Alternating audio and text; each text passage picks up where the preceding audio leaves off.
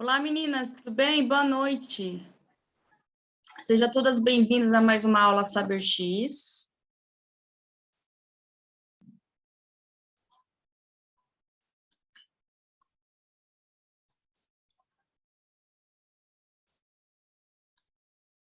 Dá mais um tempinho para o pessoal chegar. Boa noite, Giovana, Mariane, Solange, Daniele, André, Cristiane, Giovana, bastante pessoas, Joyce, Larissa, Mariane, Midian, Solange, Tatiane, Suzana, Vanessa, Valéria. Sejam todas bem-vindas, meninas. Vou dar mais um tempinho só para o pessoal continuar chegando e a gente já inicia, tá? Alguém que está nesse grupo hoje, na nossa aula, é a primeira vez? Alguém que não assistiu a aula de ontem? Deixa eu abrir a câmera aqui para vocês me verem. Vocês estão me vendo, pessoal? Vocês estão me ouvindo? Sim. Deixa eu arrumar aqui. Sim. Ok, então tá bom. Então vamos lá.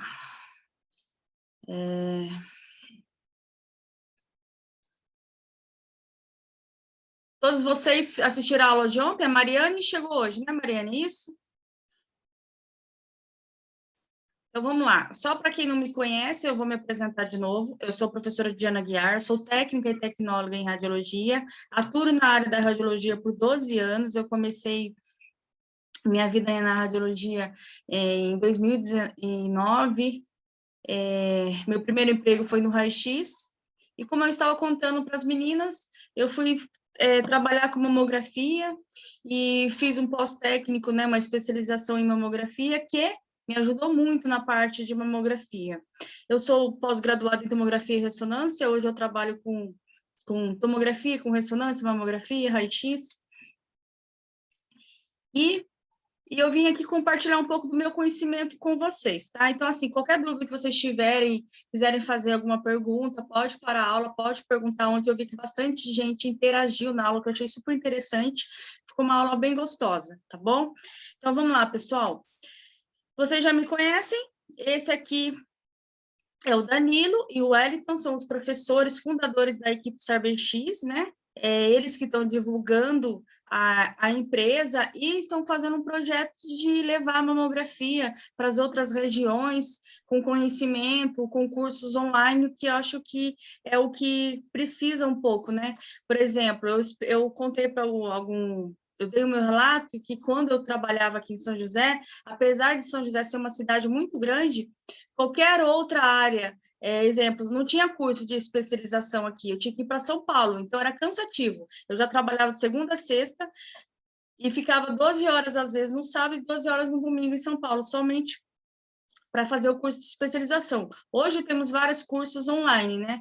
E o que a gente quer é isso, levar cursos de qualidade, né, para facilitar a vida das pessoas, né? É isso que a gente precisa de hoje em dia, algo que agregue e facilite a nossa vida. Bom, a nossa aula de hoje, eu vou falar para vocês sobre indicações clínicas, anamnese e autoexame. Bom? Então, qualquer dúvida que vocês tiverem, pessoal, pode parar e pode perguntar, tá? Então, vamos lá, para a gente já começar na nossa aula, que é o que mais interessa, né? A gente veio aqui para ter uma aula e eu tentarei dar o meu melhor para vocês. O que é a mamografia, que eu expliquei ontem, né? A mamografia é um exame da mama que utiliza um equipamento específico, o raio-x, o mamógrafo, com capacidade de produzir imagens de alta resolução para diagnosticar precocemente o câncer de mama. Eu expliquei isso ontem para vocês, né? Pessoal, perguntaram aqui que está sem áudio. Dá uma olhadinha no cantinho no computador, no celular, tem um botãozinho de áudio aí. Às vezes você só aumentar ele, que às vezes está baixo. A aula vai ser disponibilizada na plataforma, sim. Tá bom, mídia? Então, vamos lá. Então, eu falei para vocês que a mamografia ela não previne o câncer de mama. que a mamografia faz? Ela consegue diagnosticar precocemente o câncer de mama, porque só ela é capaz de ver lesões pequenas, como as microcalcificações. Lembra que eu falei para vocês que as microcalcificações só é vista somente na mamografia? Nem exames mais específicos, como o ultrassom, e nem a ressonância magnética consegue ver as lesões tão pequenas como as microcalcificações. As microcalcificações, elas têm ligações diretas com doenças malignas, como câncer de mama.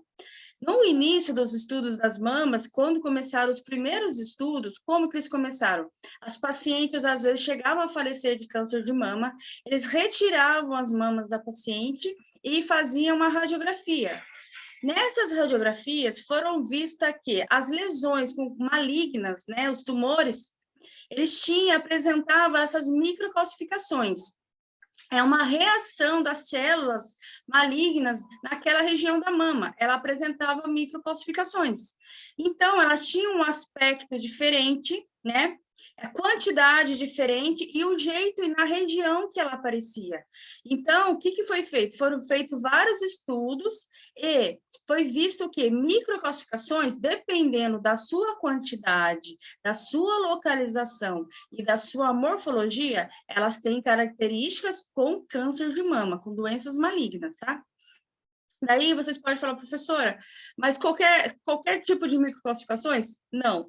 Quando você vê as microcalcificações na mama, já gera um alerta, já cria um alerta na cabeça do técnico, né? Mas por quê? Daí o médico começa a fazer vários estudos, né? E até lá, tem um médico que estudou isso, qual é o nome dele? É Raul Liborni. É um dos médicos que começou os primeiros estudos com mamografia. O que eu estava falando? Então, daí o que acontece? E eles foram estudando, e eles perceberam o quê? Que as microcalcificações tinham ligação direta com tumores malignos, mas não é qualquer tipo de microcalcificações. Então, assim, cuidado para vocês não assustarem, quando vocês fizerem uma mamografia ou vocês estiverem vendo, confundir microcalcificações com calcificações, tá bom? Existem calcificações grosseiras, existem calcificações casca de ovo, existem calcificações tipo pipoca, existem calcificações, por exemplo, outro nome que eu posso dar para vocês, leite de cálcio, existem calcificações de fibroadenoma, né? Então, existem várias calcificações e existem as microcalcificações. As microcalcificações são aquelas que eu mostrei na imagem para vocês, aqueles pontinhos que parecem uma areinha na mamografia, tá bom? Então, com esses estudos, o que acontece? Vamos entender o que eu estou querendo dizer aqui, pessoal. Vamos imaginar que a gente pega a cidade de São José dos Campos inteira e a gente começa a dividir a população aqui por duas, como posso dizer? Dividir a população por duas etapas, né? Primeiro, eu divido a população que faz mamografia de rastreamento de rotina e divido a população em mamografia diagnóstica. Eu saio perguntando para todos os pacientes, toda a população aqui de São José, eu falo, você faz mamografia de rotina? Você sente alguma coisa na sua mama? Sente nódulo? Percebeu alguma coisa diferente? Sai secreção da sua mama? Não, você não sente nada? Então, você vai fazer mamografia de rastreamento, mamografia de rotina. E você? Eu sinto quando eu apalpo minha mama, eu sinto caroço. Então, você vai entrar com paciente assintomática, como mamografia diagnóstica. Então, a mamografia ela é dividida em duas populações. Mamografia de rastreamento, que é a rotina, e mamografia diagnóstica, que é paciente sentindo sintomas, tá? Então, a população de mulheres que fazem mamografia, ela é dividida em duas populações, pacientes que fazem mamografia de rotina e paciente que faz mamografias porque está sentindo alguma coisa. Professora, mas como é que eu sei distinguir? Por exemplo, quando você chama o paciente na sala, como é que é o nome da senhora? Meu nome é Diana Bastos Aguiar. Quantos anos a senhora tem? Tem 37 anos. A senhora vem fazer esse exame por qual motivo? De rotina. Mas por quê? Eu fui no médico, ele pediu para fazer porque já está na idade de fazer. É mamografia de rotina. É diferente quando você chama o paciente Qual que é o seu nome? Meu nome é Diana Guiar. Quantos anos você tem? Tenho 17 anos. E você veio fazer mamografia por quê? Ah, eu estava tomando banho e eu senti um caroço na minha mama aqui. Essa é uma paciente que entra com mamografia diagnóstica. Ela foi fazer mamografia porque ela estava sentindo algo na mama. É diferente daquela paciente que não está sentindo nada, que chegou numa faixa etária de idade, né? Que percebeu que já está na hora dela fazer mamografia. Vocês podem perguntar para mim, professor, mas qual que é a idade de fazer mamografia? Tudo bem, Fernanda? Seja bem-vinda. Fica tranquila, a aula começou agora, tá? Então, assim, como eu disse, Raul Leborgne foi um dos primeiros propulsor a estudar a mamografia, né? Ele que desenvolveu as primeiras técnicas, né? A mamografia ainda era feita no raio-x, e eles foram estudando, não só ele, mas como outros, e eles começaram a estudar e começaram a, como posso dizer, a melhorar, né? Deixar um aparelho de raio-x para um mamógrafo mesmo, com cara de mamógrafo, para facilitar a vida do paciente. Um aparelho de alta resolução, filtros específicos, né? Posso dizer, com anatomia feita para fazer mamografia mesmo, não um aparelho de raio-x, né? E com isso, o que ele fez? Eles foram fazendo estudos e foram percebendo que o grupo de risco das mulheres que apresentavam o maior grupo, a idade que maior apresentava chances de ter câncer de mama, né, que se desenvolvia o câncer de mama, era a partir dos 40 anos, entre 40 e 50 anos, né? E eles perceberam que, por exemplo, com 20 anos, 30 anos, as mulheres não desenvolviam tanto câncer de mama. Só se tivesse alguém da família que já teve câncer de mama, né, fosse genética, ou algum caso isolado, né? Hoje em dia a gente vê mais casos desses, né, mas antes era difícil. Mas a partir dos 40 anos, por causa da menopausa, por causa do estilo de vida, por causa de fatores genéticos, por outros motivos, a mulher apresentava mais a partir dessa idade. Foi feito um estudo com toda a população e foram percebendo que a partir dos 40 anos o desenvolvimento era a chance maior de desenvolver o câncer de mama. Por isso que a partir do mais ou menos dos 40 anos que foi estipulado que deveria fazer mamografia de rotina, de rastreamento, para que as mulheres comecem a fazer rastreamento, e se caso ela tiver algo, ela consegue diagnosticar precocemente, tá? Essa é a mamografia de rotina. Também estudou. Teve bastante, o Albert Salomon, Raul Leborgne, tem outros também que estudaram, tá bom? Na nossa plataforma da Saberx tem uma aula que fala só da história da mamografia. Então, vamos lá. Então, o que é mamografia de rotina? Mamografia de rotina é aquela realizada em mulheres sem sinais ou sintomas de câncer de mama, sendo capaz de detectar lesões pequenas, não palpáveis, geralmente com melhores possibilidades de tratamento e melhor prognóstico. As situações em que a mamografia é solicitada com esta finalidade são, né? O que eles estipularam, né? As recentes diretrizes recomendam a mamografia de rastreamento, que é aquela que a paciente não está sentindo nada, ela foi ao médico, o médico falou para ela, olha, a partir de hoje você vai fazer mamografia de rotina, né? Nas mulheres assintomáticas sem sintomas a partir de 40 anos, associada com autoexame mensal e exame clínico anual. O que é o exame? Associado com o autoexame. O que é o autoexame? A paciente está na casa dela, tomando um banho, e de repente ela começa a palpar a mama dela e fazer o autoexame para ela ver se ela consegue perceber alguma coisa na mama dela, porque é assim que a gente percebe, é apalpando, né? E o exame clínico anual, o que é o exame clínico? Você vai no ginecologista, vai no mastologista, ele deita ele lá você na mesinha e ele mesmo faz a palpação na sua mama, procurando alguma coisa diferente, né? Embora os benefícios desses últimos, né, que a gente fala que o autoexame não sejam, né, não estejam cientificamente comprovados. Eu desconheço essa informação, porque, assim, quando você chama a paciente para fazer mamografia e a paciente relata alguma queixa, você sempre pergunta para ela, como é que você percebeu? Ah, eu estava tomando banho, eu passei a mão na minha mama e eu senti um caroço.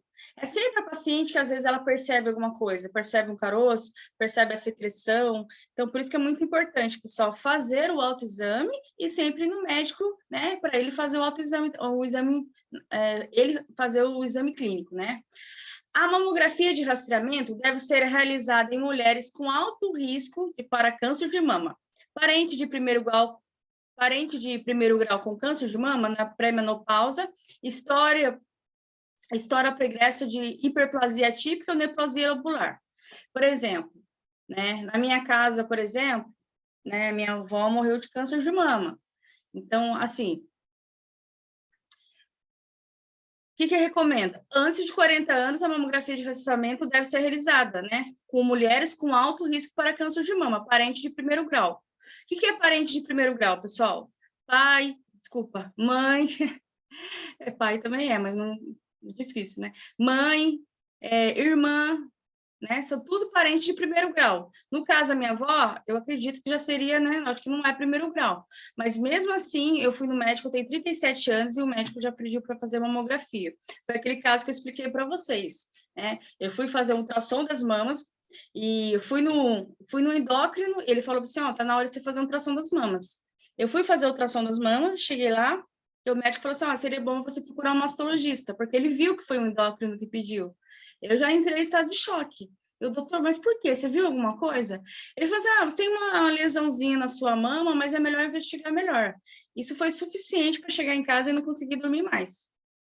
Daí eu fui lá, marquei mamografia, fiz a mamografia, fiz o novo ultrassom, e a médica falou, não, tá tudo bem, tá tranquilo, fique em paz, não é nada demais, é algo que você já tem na sua mama já faz tempo. Mas por que existe essa preocupação? Eu acho que qualquer um no meu lugar ia ficar preocupada, porque, assim, é com a gente, né? Então, é isso que eu imagino que uma paciente fica quando ela vai fazer mamografia, ela descobre que tem alguma coisa, né? Ela percebe que tem alguma coisa. Por isso que a gente tem que sempre saber o que falar para o paciente. Às vezes, se você fala alguma coisa na sala para o paciente, eu vi alguma coisa na sua mama, pessoal, isso é muito preocupante, porque você pode, né, pode estar passando uma informação errada para a paciente, e essa paciente, coitada, ir embora para casa e às vezes não conseguir dormir à noite pensando nisso, tá? E a mamografia de rastreamento, então, né, de rotina, né, é rastreamento do câncer de mama em mulheres assintomáticas. Então, o que é mamografia de rastreamento ou de rotina? É fazer mamografia em pacientes que não têm sintomas nenhum de câncer de mama. É procurar alguma coisa naquela mama. Se caso a paciente tiver ou descobrir que tem algo ou for a ter algo, você consegue diagnosticar precocemente. E a chance de tratamento e sobrevida, quando você descobre no começo, é muito grande. É aquilo que eu falei para vocês, é 90%. Eu fui fazer uma vez um estágio em radioterapia, a quantidade de paciente que era a última sessão de radioterapia, que ia lá agradecer os meninos, agradecer, e pacientes que já tinha feito radioterapia, que voltou lá, falou que, olha, eu estou curado, eu fiz os últimos exames e está tudo bem. É muito grande, pessoal. É aquilo que eu falei para vocês, a gente só fica sabendo daqueles casos que não deu certo, né? Outro caso também que entra, né, a fazer paciente mamografia de rotina é quando a paciente vai fazer pré-terapia de reposição hormonal, que é o TRH. A paciente candidata à terapia de reposição hormonal, TRH, deve realizar a mamografia antes do início do tratamento, com a finalidade de estabelecer o padrão mamário e detectar lesões não palpáveis. Qualquer alteração deve ser esclarecida antes de iniciar a TRH. Após o início do TRH, a mamografia é realizada anualmente e não há necessidade de realizar mamografia semestral. Aqui entra outro caso muito importante, pessoal. Quantas vezes você chama a paciente para fazer mamografia, você fala assim, você faz reposição hormonal? Eu faço. Mas como é que, né? Quem passou... É um assunto polêmico, André. Daí você fala, mas quem passou qual a medicação que você toma? A vizinha lá tomava, ela falou que para ela fazia muito bem e eu comecei a tomar também. Eu já vi várias pessoas falar isso, inclusive a minha mãe. Aí você fala, mãe, você não pode tomar, é hormônio, né? Existem alguns hormônios, pessoal, alguns tumores que eles se alimentam de hormônio. Então, se você é paciente, ela tem probabilidade genética para desenvolver aquele tipo de tumor, o que vai acontecer? Ela vai estar alimentando aquele tumor para que ele, né, cresça e floresça mais. Então, o que a gente tem que fazer? A gente tem que conscientizar as pessoas que não é fazer reposição hormonal, né? E principalmente assim, só se o médico indicar, né? Existem pessoas que falam que não é, se você conseguir passar a pós-menopausa, né? Sem a terapia, seria muito melhor, mas por causa dos sintomas, por causa que tem pessoas que conseguem passar muito bem, mas tem pessoas que sentem muito mal, né? O calor, às vezes sente, não consegue dormir direito, cansaço, estresse, né? Então, tem pessoas que precisam da terapia, mas não é qualquer medicação. Primeiro, você precisa fazer exames, faz exame de sangue, você faz mamografia, para a gente ver como é que está, né? Se existe algo na sua mama. Quando fala estabelecer um padrão, não é somente ver como a mama está, mas perceber se tem algo na mama da paciente. Porque se tiver, primeiro tem que investigar, para depois, né, ver se ela pode realmente fazer essa terapia. Então, a paciente fica instável, a paciente fica nervosa, às vezes fica sensível, né? No caso da minha mãe, ela de repente estava sorrindo, daqui a pouco ela estava chorando, né? Nervosa, fica estressada, né? E várias outras coisas, né? No corpo da mulher que fica diferente, né? É um assunto bem polêmico, né? Então, mas a importância de fazer a terapia de reposição hormonal, primeiro é você fazer exames para ver se você pode fazer a terapia, tá? Por aquele motivo, né? Senão você começa a tomar hormônios por conta própria, e daqui a pouco você está desenvolvendo algo que não deveria, bom? Então, vamos lá. Com a finalidade de rastrear qualquer alterações das mamas, principalmente em pacientes a partir da quinta década, né? Quinta década, 50 anos, ou em pacientes que ainda não tenham realizado o exame. Por exemplo, pessoal, outra indicação, né, de rastreamento é em pacientes depois de 50 anos, né, ou aquela paciente que nunca realizou o exame, que foi o meu caso. A paciente que faz também mamografia de rotina é a paciente que fez uma segmentomia. O que é isso? Tipo uma mastectomia, né? Ela retirou uma mama e ficou somente com uma mama, tá? Então, essa paciente aqui, ó, por exemplo, ela tratou essa mama, né? Mas ela vai fazer mamografia de rotina nessa mama aqui, ok? Após mastectomia, né, estudo da mama contralateral e após cirurgia conservadora. Então, depois que a paciente fez todo o tratamento, por exemplo, aqui, ó, ela retirou essa mama, provavelmente ela fez radioterapia, fez quimioterapia, mas ela continua fazendo mamografia de rotina na mama, que ela a contralateral, tá? Nestes casos, a mamografia de segmento deve ser realizada anualmente, independente da faixa etária, sendo de extrema importância o estudo comparativo entre os exames.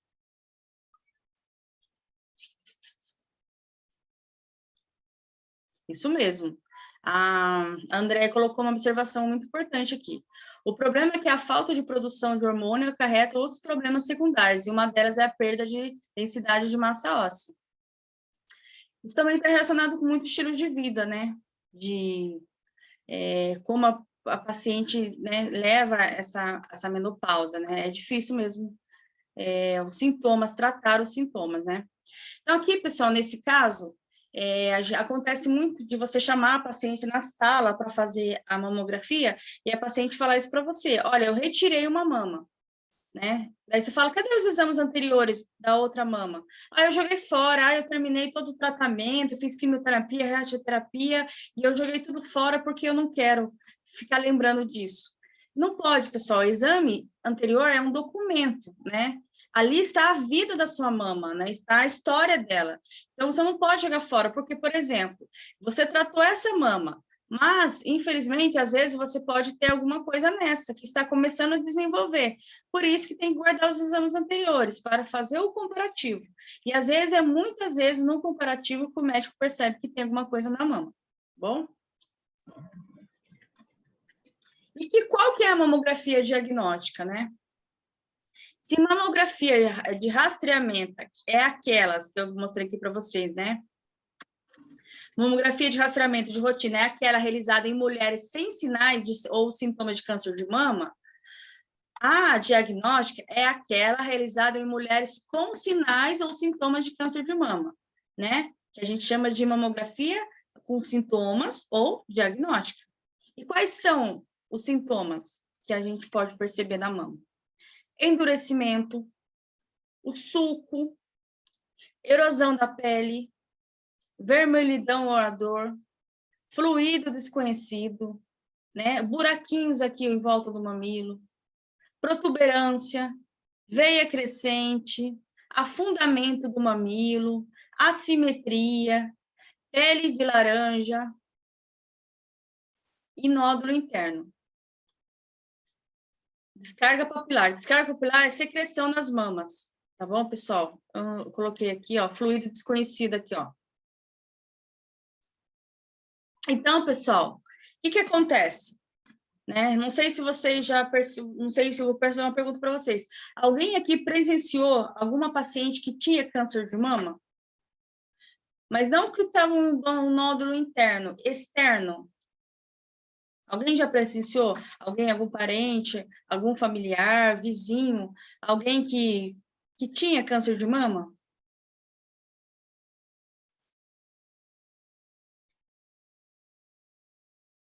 Por exemplo, eu vou dar um exemplo para vocês, né?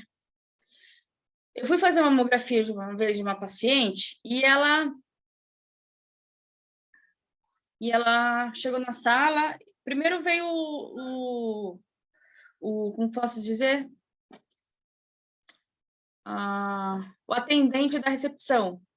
E falou assim, Diana, tem uma mamografia, uma paciente aí, posso fazer uma encaixe? Eu falei, pode, né? Daí tá. Daí ele fez encaixe, colocou a fichinha lá. E eu peguei, chamei a paciente, fulano de tal, tal, tal. Ela entrou na sala, tal. Daí eu perguntei para ela, por que a senhora está fazendo esse exame? Ela tirou a blusa e mostrou. É por causa disso aqui. Pessoal, eu perguntei para vocês por quê.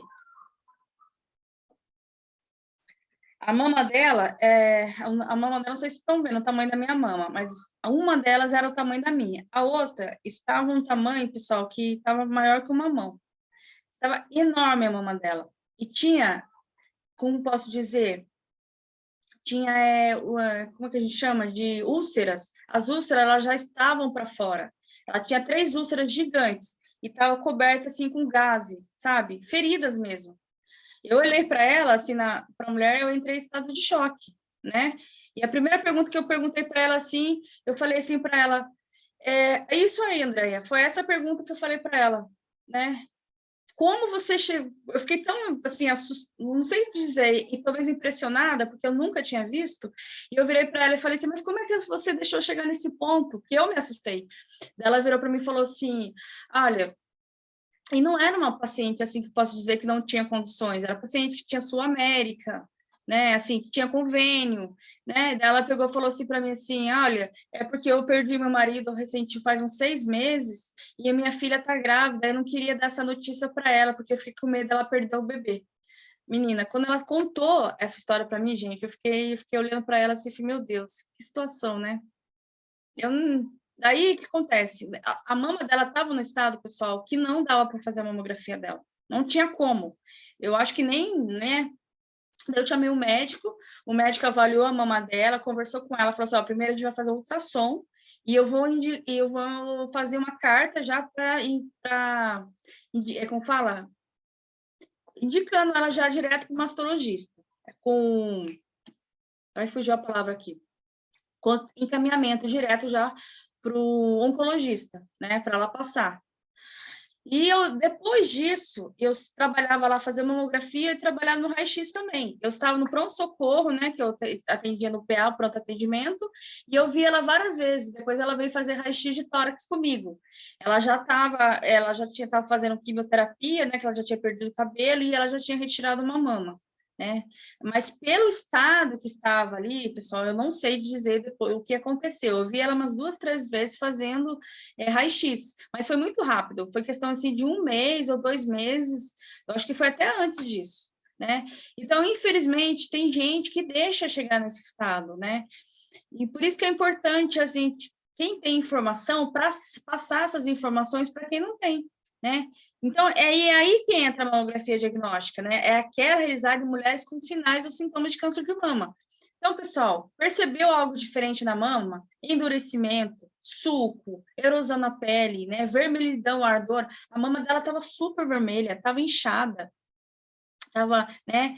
Tava, como posso dizer também, tinha fundamento do mamilo, estava com secreção e estava com um nódulo, né? Tava mais ou menos isso aqui, ó, umas assimetrias assim do lado, assim, ó, e bem pele laranja, né? Foi uma das cenas que eu trabalho com mamografia que eu nunca, né? Nunca esqueci, porque assim, quem trabalha com isso, você vai ver pacientes de todos os tipos, vai atender homem, vai atender paciente assim, né? Vai atender paciente que às vezes não tem paciência, que não quer que aperte a mama. Eu já atendi paciente que chegou para mim falando no celular, e eu falando com ela, ela me ignorou completamente, e eu fazendo a mamografia dela, ela só mudava o celular de lado. Ela nem tirou, e ela continuou falando no celular, e ela só falou para mim, faz aí. E eu fiz, conversando com ela, e ela continuou no celular fazendo o exame. E eu fazendo o exame dela. Já chegou, já cheguei nesse ponto também. Fala, paciente que fala palavrão, às vezes, eu queria um homem aqui apertando a minha mama. Já falaram para mim, me xingou de palavrão, que me odiava. Uma mulher entrou na sala e falou, eu odeio você. Tá bom, o que eu posso fazer? Ela falou assim, eu sei que você não tem nada com isso, mas eu odeio você.